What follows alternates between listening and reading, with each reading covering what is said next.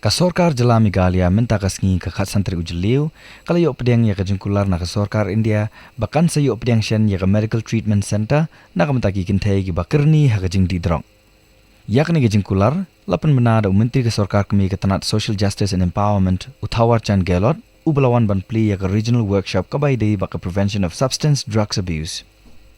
Ula kular ya kani hadin baka menteri ka tanat social welfare ka jela ka Deborah Simarak, kala pentip ha ka te jinglang baka jela ka don bun ki kintai ki balangop ha ka jing di drog. Haba ajeng kren ka Deborah kala ong. Ngi kerpat ka sorkar India bakan mangkawe ka medical treatment center da ka pentaki kintai ki balangop ha ka jing di drog bat ki we. Nakaliang galot ula pentip baka jing bun jing nong di drog ki bun bha ka ni ka north east but ha western India.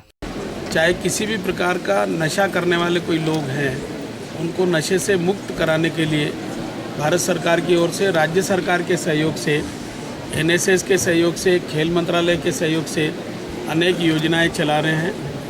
NGOs के माध्यम से भी हम नशा मुक्ति की योजनाएं संचालित कर रहे हैं। प्रयास हमारा है कि तेज गति से देश में नशा मुक्ति का वातावरण बने और 21वीं सदी भारत की सदी बनाने के लिए देश का प्रत्येक व्यक्ति नशा मुक्त हो जाए, इस प्रकार का हमारा प्रयास है और इस दिशा में हम आगे बढ़ भी रहे हैं।